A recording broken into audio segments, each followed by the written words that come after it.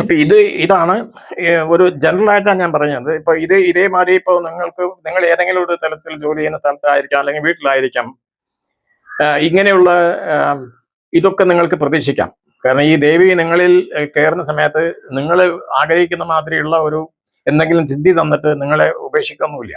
നിങ്ങൾ 24 മണിക്കൂർ നിങ്ങളുടെ കൂടെ നിൽക്കുകയാണ് ചെയ്യുന്നത്. അതുകൊണ്ട് ദേവിക്ക് എഴുതാനല്ലാത്ത കാര്യങ്ങൾ, അത് നിങ്ങളെ ഭാര്യ ഭർത്താക്കന്മാരുള്ള റിലേഷൻഷിപ്പ് ആണെങ്കിൽ ശരി, അച്ഛനമ്മയാണെങ്കിൽ ശരി, ആരാണെങ്കിലും ശരി, അധർമ്മ എവിടെ കണ്ടോ ദേവി അവിടെ കൈവയ്ക്കും, അത് ഉറപ്പാണ്. അതുകൊണ്ട് ഇത്തരം ദേവതകളെ നമ്മൾ കൊടുക്കുന്നതിന് മുമ്പ് നമ്മളുടെ ഗൗരവം, നമ്മളുടേതായിട്ടുള്ള അതിന്റെ റെസ്പോൺസിബിലിറ്റി എന്താണെന്ന് മനസ്സിലാക്കിയിട്ട് വേണം നമ്മൾ ചെയ്യാൻ.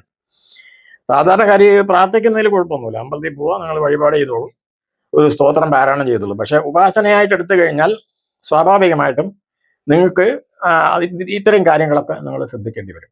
അപ്പൊ അതാണ് ഒരു പോയിന്റ്. പിന്നീട് ഇതിന് രണ്ടാമതൊന്ന് സംഭവിച്ചതെന്ന് വെച്ചാൽ, ഈ പരിചയപ്പെട്ട ശേഷം, ഈ ദേവയുമായിട്ട് പരിചയപ്പെട്ടു മന്ത്രം ജപിക്കാൻ തുടങ്ങി. അങ്ങനെ ഞാൻ ഫസ്റ്റ് ടൈം ഈ പെൻസിൽ ഡ്രോയിങ് കൊടുത്തിട്ട്, എനിക്കൊരു ഫ്രണ്ട് ശാസ്ത്രമംഗലത്തിലുണ്ടായിരുന്നു. അദ്ദേഹം ഒരു ആർട്ടിസ്റ്റാണ്. അപ്പോൾ അദ്ദേഹത്തിൻ്റെ അടുത്ത് ഞാൻ ഈ പെൻസിൽ ഡ്രോയിങ്ങിന് കൊടുത്തിട്ട് ഇതിനെ ഒരു ഓയിൽ പെയിന്റിംഗ് ആയിട്ട് ചെയ്തു തരാൻ പറഞ്ഞു. അതാണ് ഈ പടത്തിലുള്ള പെയിന്റിങ്. ഇത് ഏകദേശം 1992 മറ്റോ അദ്ദേഹം വരച്ചതാണ്. ഇത് പറയാൻ കാരണം എന്താ വെച്ച് കഴിഞ്ഞാൽ, ഇദ്ദേഹത്തിനെ പറ്റി ഇപ്പോൾ എനിക്ക് തന്നെ പ്രത്യേക ദേവി ഇതാണെന്നുള്ള പിന്നീട് കുറേ കാര്യം മനസ്സിലാക്കിയിട്ടുള്ളൂ. അദ്ദേഹത്തിനെ സംബന്ധിച്ചിടത്തോളം അദ്ദേഹത്തിന് ഇതിനെപ്പറ്റി ഒരു ഐഡിയ ഇല്ല. ഞാൻ ഈ പെൻസിൽ ഡ്രോയിങ് മാത്രമേ കൊടുത്തിട്ടുള്ളൂ. ഞാൻ വേറെ ഒന്നും പറഞ്ഞില്ല. നിങ്ങൾ ഇതിനെ ഒരു ഓയിൽ പെയിന്റിങ് വരച്ചു തരണം എന്ന് പറഞ്ഞു. അപ്പോൾ സ്വാഭാവികമായിട്ടും ഇതിന്റെ കളർ കോമ്പിനേഷൻസ് കാര്യങ്ങളൊക്കെ വരുമല്ലോ. അപ്പം ഞാൻ പറഞ്ഞു, നിങ്ങളൊരു കാര്യം ചെയ്യൂ, ഈ പെൻസിൽ ഡ്രോയിങ്ങിൽ ഔട്ട്ലൈൻ ഇട്ടിട്ട് നിങ്ങൾ വരയ്ക്കാൻ തുടങ്ങുന്നു, ദേവി എന്താണോ ആഗ്രഹിക്കുന്നത് ആ രൂപത്തിൽ അത് വന്നോട്ടെ എന്ന് പറഞ്ഞു. അങ്ങനെ കഴിയും. അപ്പൊ ഇത് ഏകദേശം ഒരു 1.5-2 ആഴ്ച 3 ആഴ്ചയൊക്കെ ആയിട്ടുണ്ടാവും. ഇത് കുറച്ചായിട്ട് അവർ ചെയ്യുന്നുള്ളൂ. അപ്പോൾ അതിലും അദ്ദേഹത്തിന്റെ ഭാര്യയും കൂടി ഒന്നിച്ചിരുന്നിട്ടാണ് ഇത് നടുക്കിലൊരു ടേബിൾ വെച്ചിട്ട് അതിലൊരു ക്യാൻവാസ് ഇങ്ങനെ ഫിറ്റ് ചെയ്ത് വെച്ചിട്ട് പെൻസിൽ ഡ്രോയിങ് ചെയ്യും. അപ്പോൾ ഇദ്ദേഹം ഇവിടെ ഇരിക്കും, ഭാര്യ അപ്പുറത്തിരിക്കും. അവർ രണ്ടുപേരും ഉപാസകന്മാരാണ്. ഇങ്ങനെ പ്രോപ്പർ ട്രഡീഷണൽ വന്നിട്ടില്ല, പക്ഷെ അവർ സാധകന്മാരാണ്. അപ്പോൾ ഇദ്ദേഹം ഇങ്ങനെ വരച്ചു കഴിഞ്ഞ ശേഷം ഒരു സ്റ്റേജ് എത്തിയ ശേഷം ഇത് പൂർത്തിയാകുന്ന ഏകദേശം ഒരു ദിവസമാകുമ്പോൾ, ഞാനപ്പോൾ വർക്കലയിൽ ജോലി ചെയ്യുന്ന സമയത്ത്, ബാങ്കിൽ ജോലി ചെയ്യുന്ന സമയമായിരുന്നു. ഒരു ദിവസം എനിക്ക് രാത്രിക്ക് ഇങ്ങനെ ഈ ദേവിയുടെ ഒരു ഇൻഫ്ലുവൻസ് എന്നിട്ട് വളരെ സ്ട്രോങ് ആയിട്ട് വന്നു. അപ്പം അന്ന് മൊബൈൽ ഫോണൊന്നുമില്ല. ഞാൻ താഴെ പോയി ഇവരുടെ നമ്പർ വിളിച്ച് ചോദിച്ച സമയത്ത് അത് വളരെ സ്ട്രേഞ്ച് ആയിട്ടുള്ള എക്സ്പീരിയൻസ് ആണ്. അവരെന്താ പറഞ്ഞു വെച്ചാൽ, അത് ലാസ്റ്റ് സ്റ്റേജിലേക്ക് എത്തിയിരിക്കുന്നവർ. അപ്പോൾ ആ ദേവിയുടെ അദ്ദേഹത്തിന്റെ വൈഫും കൂടിയാണ് ചെയ്തുകൊണ്ടിരിക്കുന്നത്. അപ്പോൾ അവർക്ക് ഇദ്ദേഹം പറഞ്ഞത് എന്താ വെച്ചാൽ, അദ്ദേഹത്തിന്റെ രൂപം, ഈ ദേവിയുടെ രൂപം കാണിച്ചു കൊടുത്തിട്ട്, ഞാൻ ഇതാണ് ഇങ്ങനെ രൂപത്തിലാണ് ഇരിക്കുന്നതെന്ന് പറഞ്ഞ് കാണിച്ചു കൊടുത്തു. ഒരു ശരിക്കൊരു വിഷൻ തന്നെ കൊടുത്തു എന്നാണ് പറഞ്ഞത്. അപ്പൊ കൃത്യമായിട്ടും ആ സമയത്താണ് എനിക്ക് ഇവിടുന്ന് അങ്ങനെ ആ ദേവിയെ പറ്റിയുള്ള കൂടുതലായിട്ടുള്ള അസോസിയേഷൻ വരികയും ഞാൻ വിളിക്കാനിടയാവുന്നതും ആ മൊമെന്റിൽ വെച്ചിട്ടാണ്. അപ്പൊ അത് ഞാൻ ഉദ്ദേശിക്കുന്നത് വെച്ചാൽ, ഇത് എവിടെയാണെങ്കിലും നമ്മുടെ സ്ഥലകാലങ്ങളൊന്നും ഇതിന് ബാധകമല്ല. എവിടെയാണോ ഒരാൾ ഇന്റൻസ് ആയിട്ട് ഒരു പ്രത്യേക ദേവതയെ പറ്റി ചിന്തിക്കുന്ന ആ സമയത്ത് അതിനൊരു ലിങ്ക് ഉണ്ടാവും. അങ്ങനെ ആ പടം വെച്ചിട്ടാണ് പിന്നെ ഞാൻ മുന്നോട്ട് കൊണ്ടുപോകുന്നതും പിന്നെ സാധനയൊക്കെ ചെയ്യുന്നു. പിന്നീട് ഞാൻ ബാങ്കിൽ നിന്നൊക്കെ റിസൈൻ ചെയ്തു. ശ്രീവിദ്യ പുരസ്കരണമൊക്കെ ചെയ്ത ശേഷം, റിസൈൻ ചെയ്ത ശേഷം ഞാൻ വീണ്ടും ഹിമാലയത്തിലേക്ക് പോയി. ഇനിയിപ്പോൾ എനിക്ക് വഴി അറിഞ്ഞു കഴിഞ്ഞു. ഇനിയിപ്പോൾ എനിക്ക് വേറൊന്നും നേടാനില്ല എന്നുള്ള സങ്കല്പത്തിലാണ് പോകുന്നത്. അപ്പോൾ പോകുന്നതിന് മുമ്പ് എൻ്റെ ഗുരുവിൻ്റെ അടുത്ത് പോയി അദ്ദേഹത്തിൻ്റെ ആ അനുഗ്രഹം വാങ്ങാനായിട്ട് പോയി. അപ്പം അദ്ദേഹം എൻ്റെ ഇൻറ്റൻഷൻ കേട്ടിട്ട് പറഞ്ഞു, കുറച്ചു നേരം ആലോചിച്ചു. അങ്ങനെ പറഞ്ഞു, പിന്നെ ശ്രീവിദ്യാ സമ്പ്രദായത്തിൽ സന്യാസം ഇല്ല എന്ന് പറഞ്ഞു. അപ്പൊ എനിക്കത് എന്താണെന്ന് മനസ്സിലായി കൃത്യമായിട്ട്. അപ്പൊ അദ്ദേഹം പറഞ്ഞത്, നമ്മളെ സിസ്റ്റത്തിനെ സംബന്ധിച്ചോളം ശ്രീവിദ്യാ സമ്പ്രദായത്തിൽ സന്യാസം എന്നുള്ളത് തലം മുണ്ടനം ചെയ്ത് വസ്ത്രം മാറ്റി സാധാരണഗതിയിൽ നമ്മൾ മനസ്സിലാക്കുന്ന രീതിയിലുള്ള സന്യാസം അല്ല ശ്രീവിദ്യാ സമ്പ്രദായത്തിലുള്ളത്. സന്യാസം എന്ന് വെച്ച് കഴിഞ്ഞാൽ സംന്യാസം എന്നുള്ളതാണ് പറഞ്ഞത്. സംന്യാസം എന്ന് പറഞ്ഞു കഴിഞ്ഞാൽ നല്ലതുപോലെ ന്യസിക്കുക എന്നുള്ളതാണ് ആ വാക്കിന്റെ അർത്ഥം. അപ്പൊ അത് എന്താ അർത്ഥം എന്ന് വെച്ച് കഴിഞ്ഞാൽ മന്ത്രത്തിനെ അല്ലെങ്കിൽ മന്ത്രത്തിന്റെ ദേവതയെ നമ്മളുടെ അംഗങ്ങളിലും വിരലുകളിലും കരന്യാസം അംഗന്യാസം ഇതാണ് പറയുക. അപ്പൊ കരന്യാസത്തിലും അംഗന്യാസത്തിലും ഈ മന്ത്രത്തിനെ തന്നെ നമ്മൾ കൃത്യമായിട്ട് അക്ഷരശുദ്ധിയോടുകൂടി ഈ മന്ത്രങ്ങളെ വിഭജിച്ചിട്ട് ആറംഗങ്ങളിലും കരത്തിലും ന്യസിച്ചു കഴിഞ്ഞാൽ അതിനർത്ഥം നിങ്ങളും ദേവതയും ഒന്നായി തീരുന്നു എന്നുള്ളതാണ്. ഇതാണ് സന്യാസം. അപ്പോൾ നമ്മളെ സമ്പ്രദായത്തിൽ എങ്ങനെയാന്ന് വെച്ചാൽ ഈ പൂർണ്ണദീക്ഷ എന്ന് പറഞ്ഞ സമ്പ്രദായമുണ്ട്. പൂർണ്ണദീക്ഷ സമ്പ്രദായം എന്ന് വെച്ചാൽ ദീക്ഷ നാമം കൊടുക്കുന്നത് അല്ലെങ്കിൽ സന്യാസ നാമം കൊടുക്കുന്നത് പുരസ്കരണം ചെയ്ത ശേഷമേ കൊടുക്കുള്ളൂ. പല സ്ഥലങ്ങളിൽ പല രീതിയിലാണ്. എന്തായാലും നമ്മളെ സിസ്റ്റത്തിൽ അങ്ങനെയാണ്. പുരസ്കരണം ചെയ്ത ഒരാൾക്ക് മാത്രമേ സന്യാസ ദീക്ഷ കൊടുക്കുള്ളൂ, അപ്പോൾ പുതിയ പേര് കൊടുക്കുന്നത്. അപ്പൊ അങ്ങനെ ആ സമയത്ത് ആയിരിക്കും നമുക്ക് സന്യാസം എന്നുള്ള ആ കോൺസെപ്റ്റിനെ പറ്റി നമുക്ക് കൃത്യമായിട്ട് പറഞ്ഞു തരുന്നത്. എന്തായാലും അതിപ്പോൾ ഞാൻ മുമ്പേ സ്വീകരിച്ചതാണ്. അപ്പോൾ എൻ്റെ ഇതിൽ എനിക്ക് ഗുരു ദീക്ഷ സമയത്ത് തന്ന നാമം സത്യാനന്ദനാഥൻ എന്നാണ്. അത് പരമ്പരയുടെയാണ്. വലിയ കാര്യമൊന്നുമില്ല. ഞാൻ പറഞ്ഞത് അതൊരു അംഗീകാരമാണ്. എന്ന് വെച്ചാൽ നമ്മൾ ആ സ്ട്രീമിലേക്ക് വന്നു എന്നുള്ളതിൻ്റെ ഒരു തെളിവാണ്, അത്രയേ ഉള്ളൂ. അപ്പൊ ഇതാണ് അദ്ദേഹം പറഞ്ഞത്. അപ്പൊ ഇത് സംഭവിച്ച അദ്ദേഹം പറഞ്ഞതുമാതിരി തന്നെയായി. ഞാൻ പോയി ഹിമാലയത്തിൽ പോയി. ഞാൻ മാത്രമല്ല, എൻ്റെ കൂടെ കുറച്ച് പേരുണ്ടായിരുന്നു. ഈ പടം വരച്ച ആള് അദ്ദേഹത്തിന്റെ ഫാമിലി വൈഫൊക്കെ ഉണ്ടായിരുന്നു. ഒരു 7-8 പേരായിട്ടാണ് പോയത്, സന്യസിക്കാൻ വേണ്ടി പോയത്. പക്ഷെ ഇതൊന്നും നടന്നില്ല. എല്ലാവർക്കും അസുഖം വന്നു. ഞാൻ തിരിച്ചു വരേണ്ടി വന്നു. അപ്പോഴാണ് ഞാൻ ഇതിന്റെ ഗ്രാവിറ്റി എന്താണെന്ന് മനസ്സിലാക്കുന്നത്. അപ്പോൾ ഞാൻ ഈ പോകുന്നതിന് മുമ്പായിട്ട് ഒരു ശ്രീചക്രം എൻ്റെ കയ്യിലുണ്ടായിരുന്നു. ചെറിയ ശ്രീചക്രമാണ്. അതിൻ്റെ കൂട്ടത്തിൽ ഈ പൃഥ്വിഗിരിയെ സങ്കല്പിച്ചുകൊണ്ട് ആ വിഗ്രഹം ഉണ്ടായിരുന്നല്ലോ, ആ വിഗ്രഹം കൂടി ഉണ്ടായിരുന്നു. അപ്പൊ ഇത് ഞാൻ സന്യാസം വാങ്ങാൻ പോകുന്നതിന് മുമ്പായിട്ട് പിന്നെ ഒരു സ്ഥലത്ത് കൊണ്ടുപോയിട്ട് ഏൽപ്പിക്കാം. ഞങ്ങളെ കൊണ്ടുപോയ ഒരാള് അവിടെ പിന്നെ ജമ്മു കാശ്മീരിലുള്ള ഒരു ആശ്രമത്തിലത്തെ ഒരു ശ്രീവിദ്യ ആശ്രമമാണ്. അത് അവിടെ ശ്രീചക്ര പ്രതിഷ്ഠയാണ്.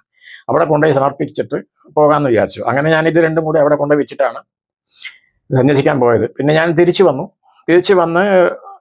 ഈ യാത്ര കഴിഞ്ഞ ശേഷം പിന്നെ ഒരു കുറച്ച് ദിവസം കഴിയുമ്പോഴേക്കും എനിക്കൊരു പാർസൽ വന്ന സമയത്ത് അതിൽ ഞാൻ അവിടെ കൊണ്ടുവച്ചിരിക്കുന്ന ശ്രീചക്രവും ഈ ചെറിയ പൃഥ്വിഗിരിയുടെ വിഗ്രഹമാണ്. അപ്പൊ ഇതെന്താ കാണിക്കുന്ന വെച്ച് കഴിഞ്ഞാൽ ഇതൊക്കെ ഈ ദേവതയ്ക്കും നമുക്കും തമ്മിലുള്ള എന്തെങ്കിലും ഒരു വളരെ ഇന്റൻസ് ആയിട്ടുള്ള എന്തെങ്കിലും തരത്തിലുള്ള ഒരു ബന്ധം ഉണ്ടാവും. ചുമ്മാ നമ്മൾ കാഷ്വൽ ആയിട്ട് ഒരാളെ കണ്ടിട്ട് അലോ പറഞ്ഞു പോകുന്ന മാതിരിയൊന്നും പോകാൻ പറ്റില്ല. ഉപാസനയ്ക്ക് എടുത്തു കഴിഞ്ഞാൽ അത് ജീവിതത്തിലൂടെ അവസാനം വരും, അതിനപ്പുറത്തുള്ള ജീവിതത്തിലേക്ക് കൊണ്ടുപോകേണ്ടി വരും. അതുകൊണ്ട് വളരെ ശ്രദ്ധിച്ച് വേണം നമ്മൾ ഇത്തരം കാര്യങ്ങളിൽ ഇറങ്ങാൻ. അപ്പൊ പ്രോബബിളി അത് എൻ്റെ പഴയ ജന്മത്തിൽ തന്നെ ഇത് ചെയ്തിട്ടുണ്ടാവാം, അത് ഇപ്പോഴും വന്നിട്ടുണ്ടാവാം. ഇതിപ്പോൾ ഞാൻ കൊടുത്തിരിക്കുന്ന എൻ്റെ പ്രാണപ്രതിഷ്ഠ ചെയ്ത വിഗ്രഹങ്ങളാണല്ലോ. സ്വാഭാവികമായിട്ടും അത് ഞാൻ കൊടുക്കുന്ന അർഹതയോട് കൂടിയിട്ട് അവിടെ സ്വീകരിച്ചിട്ടില്ല എന്നുണ്ടെങ്കിൽ സ്വാഭാവികമായും ആ ദേവതയ്ക്ക് അതൃപ്തി ഉണ്ടാവും. അത് സ്വാഭാവികമായിട്ടും അത് എവിടുന്നാണോ വന്നത് അവിടേക്ക് തിരിച്ചു പോകാനുള്ള ടെൻഡൻസിയും ഉണ്ടാവും. അപ്പൊ ഇത് അങ്ങനെയാണ് എൻ്റെ കയ്യിൽ വന്നത്. പിന്നീട് ഈ പൃഥ്വിഗിരാ ദേവിയുടെ അതിൽ നിന്നും ജീവിതമൊന്നും മാറ്റിയില്ല. ഞാൻ എത്രയോ ദേവതകളെ ഉപാസിച്ചു പിന്നീട്. പക്ഷെ ഇതിനെല്ലാം ഞാൻ കാണുന്ന അടിസ്ഥാനമായിട്ട് ഈ ദേവതയാണ് പിന്നാലെ നിൽക്കുന്നത്. ഞാൻ ഏത് ദേവത എടുത്താലും ആ ദേവതയ്ക്ക് പിന്നാലെ പൃഥ്വിഗിരാ ദേവിയായിരിക്കും. ആ ദേവിയുടെ കൺകറൻസ് ഇല്ലാതെ, അനുവാദമില്ലാതെ എനിക്ക് ഒരു സാധനം ചെയ്യാൻ പറ്റില്ല. അതിപ്പോൾ എന്ത് സാധനയാണെങ്കിൽ ശരി. ഇപ്പോൾ സിദ്ധ ട്രഡീഷണലുള്ള ഭാഷയോഗം ഞാൻ എടുത്തു, കുറേ വേറെ ഉപാസനകളൊക്കെ എടുത്തു. ഇതൊക്കെ എനിക്ക് സമ്മതിച്ചു തന്നിട്ടുണ്ട്, എല്ലാവരുടെയും ഉണ്ട്. പക്ഷെ ഇതിന്റെ പുറകിലൊക്കെ ഒരു ദേവിയേ ഉള്ളൂ, ഈ ഒരു ശക്തി മാത്രമേ ഉള്ളൂ. അതെന്തുകൊണ്ടാണ് ഞാൻ അങ്ങനെ പറയുന്നത് വെച്ചാൽ, നമ്മളുടെ ആവശ്യം, നിങ്ങൾ ഏത് സാധന ചെയ്യുകയാണെങ്കിലും ആ സാധകന്റെ ഉദ്ദേശം എന്താണ്? നമുക്ക് മുക്തി വേണം, അല്ലെങ്കിൽ അടുത്ത ജന്മം ഉണ്ടാവാതിരിക്കണം, അല്ലെങ്കിൽ വേറെ ഏതെങ്കിലും ഒരു ഉദാത്തമായിട്ടുള്ള ആത്മജ്ഞാനം കിട്ടണം. ഇതൊക്കെയാണല്ലോ അൾട്ടിമേറ്റ് ആയിട്ട്. ബാക്കിയുള്ള കാര്യങ്ങളൊക്കെ വിടും. ഒരു യഥാർത്ഥ സാധകൻ അതാണല്ലോ ഉദ്ദേശിക്കുന്നത്. അപ്പൊ അതിന് പ്രധാനമായിട്ടും തടസ്സമായിട്ട് നിൽക്കുന്നത്, പ്രധാനവും ആദ്യത്തും അവസാനമായിട്ട് നിൽക്കുന്ന പ്രശ്നം എന്ന് പറയുന്നത് അഹങ്കാരം തന്നെയാണ്. ഞാൻ എന്നുള്ള ബോധമാണ് നിങ്ങളെ ദൈവത്തിൽ നിന്നും അല്ലെങ്കിൽ നിങ്ങളെ സത്യത്തിൽ നിന്നും മാറ്റി നിർത്തുന്ന ഫാക്ടർ. അപ്പോ ദൈവത്തിനെ കാണാൻ വേണ്ടിയിട്ടോ അല്ലെങ്കിൽ ദൈവത്തിനെ പ്രാപിക്കാൻ വേണ്ടിയിട്ടോ ആത്മജ്ഞാനം പ്രാപിക്കാൻ വേണ്ടിയിട്ടോ നമുക്ക് സാധന ചെയ്യേണ്ട കാര്യമില്ല. കാരണം അതൊരു ഡിഫോൾട്ട് സ്റ്റേറ്റ് ആണ്. ഓൾറെഡി നിങ്ങൾ ആത്മജ്ഞാനികളാണ്, അങ്ങനെയാണ് സൃഷ്ടിക്കപ്പെട്ടിരിക്കുന്നത്. പിന്നെ ഈ ഞാൻ ആത്മജ്ഞാനി അല്ല എന്ന് തോന്നിപ്പിക്കുന്നത് നമ്മളുടെ ഭാഗമാണല്ലോ. അപ്പോൾ നമ്മളുടെ ഏത് സാധന ചെയ്യുകയാണെങ്കിലും ആ സാധകനെ അടിസ്ഥാനപരമായിട്ട് ചെയ്യേണ്ടത് ഈ അഹം എന്നുള്ള ബോധത്തിന് ഇല്ലാണ്ടാക്കുക എന്നുള്ളത് മാത്രമേ ഉള്ളൂ. അപ്പോ ഞാൻ എന്റെ ജീവിതത്തിൽ കാണുന്നത് എന്താ വെച്ചാൽ പ്രത്യങ്കിരാ ദേവിയുടെ അവതാരം തന്നെ അതിന് വേണ്ടിയിട്ടാണ്. അഹം എന്നുള്ള ബോധത്തിന്, അത് ദേവന്മാർക്കാണെങ്കിലും ശരി മനുഷ്യർക്കാണെങ്കിലും ശരി, അഹം എന്നുള്ള ബോധത്തിന് വേണ്ടാതാക്കാനുള്ള ഒരു ശക്തിയായിട്ടാണ് ദേവി നിൽക്കുന്നത്. അപ്പൊ സ്വാഭാവികമായിട്ടും ഈ ദേവി തന്നെയാണ്. നിങ്ങൾ എന്ത് ഉപാസന ചെയ്താലും ആദ്യം നിങ്ങളെ സഹായിക്കാൻ പോകുന്ന ദേവി ഈ ദേവി തന്നെയാണ്. അതുകൊണ്ടാണ് ഞാൻ എത്രയോ ദേവതകളെ, വേറെ പലതരത്തിലുള്ള ദേവതകളെ പൂജിക്കുന്നുണ്ടെങ്കിലും പുരസ്കരണം ചെയ്തിട്ടുണ്ടെങ്കിലും ഇതൊക്കെ നമ്മൾ സമ്മതിക്കാൻ കാരണം എന്താ വെച്ചാൽ അൾട്ടിമേറ്റ്ലി എന്റെ അഹംബോധം എന്നുള്ളത് നഷ്ടപ്പെടണം എന്നുള്ളതാണ്. അപ്പോൾ മറ്റുള്ള ദശമഹാവിദ്യയിലെ പല ദേവതകളും ഇതിനൊക്കെ പ്രാപ്തന്മാരാണ്, ശ്രീവിദ്യ അടക്കം. പക്ഷെ ഇവരെ സംബന്ധിച്ചോളം ഇത് വളരെ അതിൽ നീട്ടിക്കൊണ്ടു പോകാതെ കാര്യങ്ങൾ അപ്പോഴെപ്പോഴേ കൈകാര്യം ചെയ്യുന്ന രീതിയിലുള്ള ഒരു അവസ്ഥയിലാണ് ഈ ദേവത നിൽക്കുന്നത്. അഹംഭാവം ഉണ്ടായി കഴിഞ്ഞാൽ അത് നാളത്തേക്കോ മറ്റന്നാളത്തേക്കോ മാറ്റി വെക്കുന്നില്ല എന്നർത്ഥം. അപ്പോഴപ്പോഴത് കൈകാര്യം ചെയ്യണം. അപ്പൊ അതുകൊണ്ട് ഞാൻ മനസ്സിലാക്കുന്നത് ഈ ദേവത, ഞാനിപ്പോ എന്റെ ജീവിതം അവസാനിച്ചാലും എന്ന് വെച്ചാൽ അതൊരു ടെക്നിക്കൽ ടേമാണ്, അത്രേ ഉള്ളൂ. ഒരാളും അവസാനിക്കുന്നില്ല. കാരണം ആത്മാവിന് ഒരു മരണമില്ലല്ലോ. അപ്പൊ എന്റെ കൂടെ തന്നെ ആയിരിക്കും എല്ലാവരും നിൽക്കുന്നത്. അപ്പൊ ഇത് ഞാൻ പിന്നീട് മനസ്സിലാക്കുന്നത് കുറെ ഈ സ്ഥാപനം അടച്ചു പൂട്ടിയിട്ട് എനിക്ക് ഫ്രീ ആയിട്ട് നടക്കണം എന്നുള്ള സങ്കല്പം വന്നു.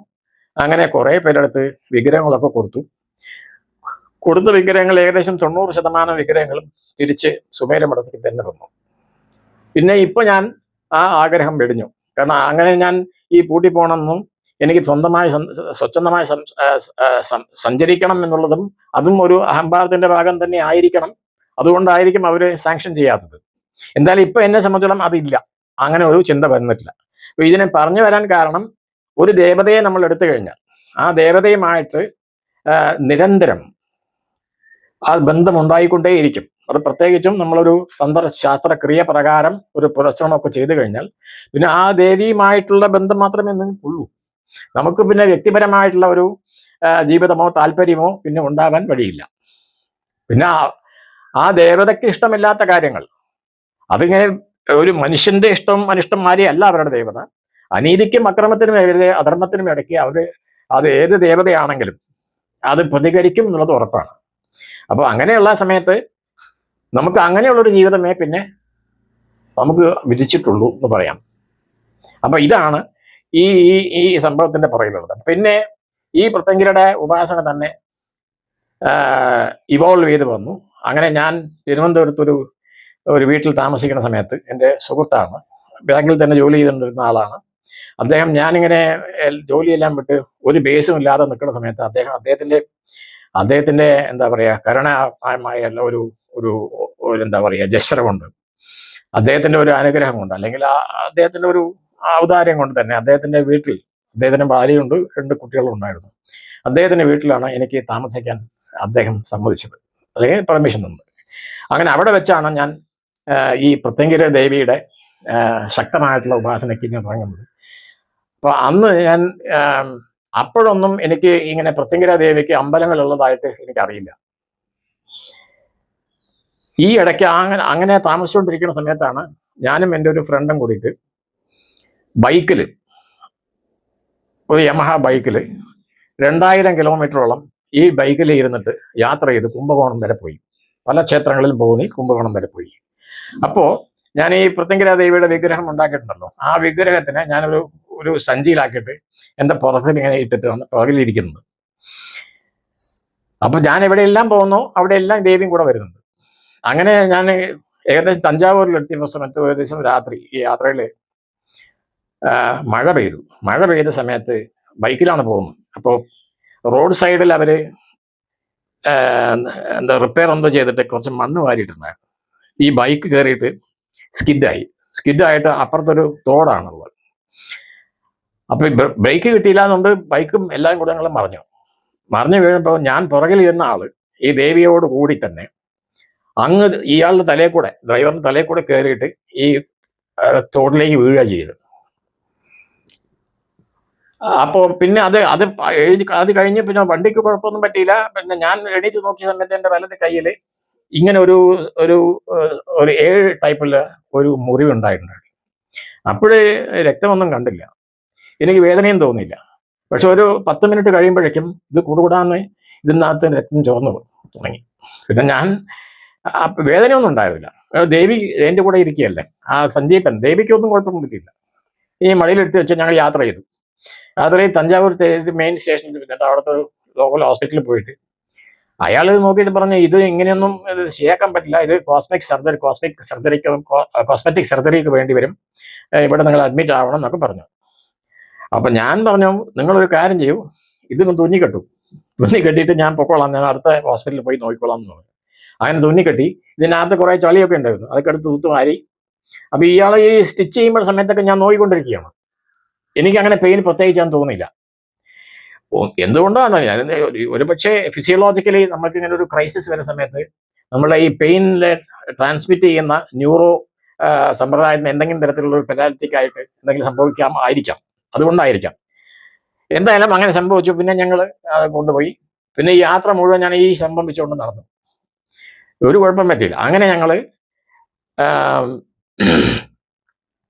തിരുനാഗേശ്വരം എന്ന് പറഞ്ഞ സ്ഥലത്ത്, രാഹുസ്ഥലം എന്നാണ് പറയുക, അവിടെ ചെന്നപ്പോൾ 7:30 മണിയായി.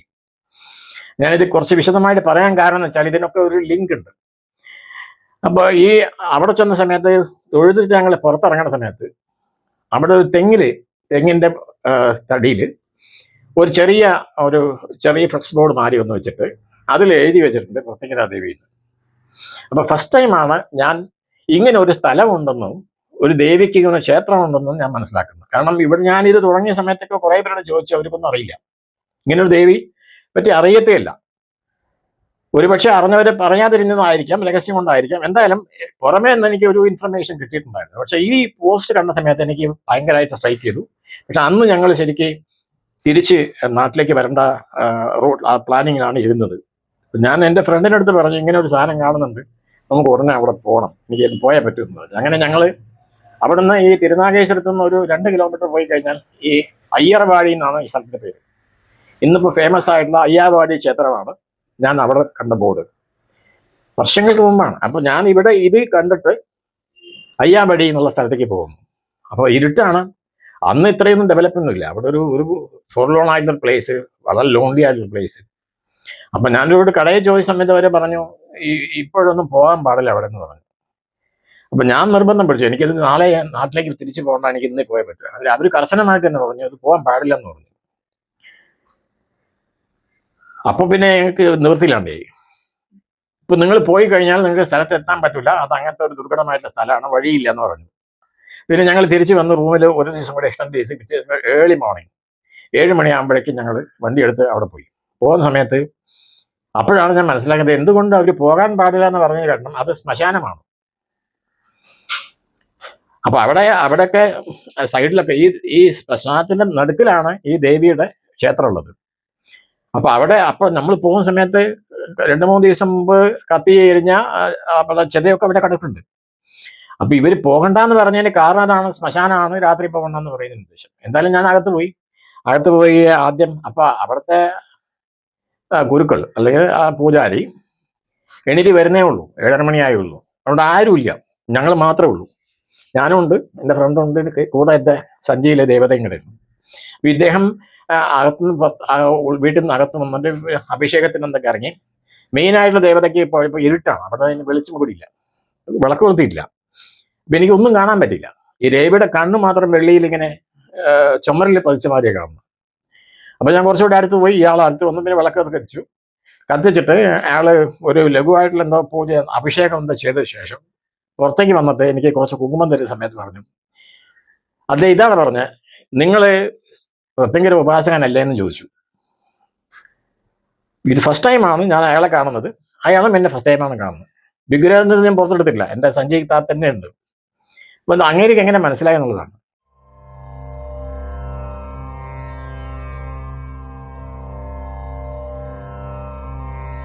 Oh